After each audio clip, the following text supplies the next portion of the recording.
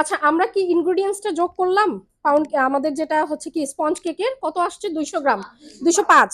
আচ্ছা, একটু যদি ডিম অনেক সময় বড় হয় সেক্ষেত্রে 200 থেকে 220 গ্রামের মধ্যে কি আমাদের ব্যাটারটা হবে। আর এই ব্যাটারটা যখন আমরা হচ্ছে বেক করব, তাহলে বেক করলে কি হবে? একটু কমবে। কেন কমবে? ওভেনের ভিতরে ময়েশ্চারটা উড়ে যায়, পানীয় জাতীয় জিনিসটা উড়ে যায়। তাহলে আমাদের 220 না, আমি 200 গ্রাম ধরলাম, ধরেন ব্যাটার 200 গ্রাম থেকে আমার 20 গ্রাম কমে যাবে। তাহলে কত পাচ্ছি আমরা? 180। আচ্ছা, সুগার সিরাপ কত আছে আমাদের? 80 গ্রাম পানি, 30 গ্রাম চিনি, তাই তো?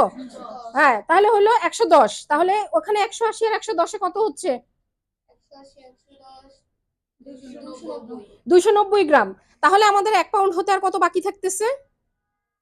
454 গ্রাম। একজন ক্যালকুলেটর বের করেন, বের করে আমাকে হিসাবটা বলেন। 164 গ্রাম বাকি থাকতেছে আমাদের কি 1 পাউন্ড হওয়ার জন্য। কারণ কি 454 গ্রামে আমাদের 1 পাউন্ড।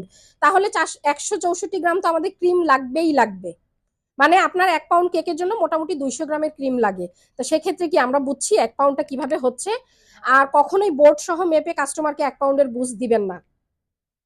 আপনারা এইভাবে মাপ দিবেন, আগে স্পঞ্জ মাপবেন, সুগার সিরাপটা দিচ্ছেন, তারপরে কি ক্রিম কতটুকু দিচ্ছেন, প্রপারলি যাতে আমার কেকটা 1 পাউন্ড হয়, না বোর্ড সহ। কারণ বোর্ডের কেক কেজি কখনোই কেকের কেজির মতো হবে না। তাহলে আমরা বুঝলাম 454 গ্রাম আমরা কিভাবে মিলাবো।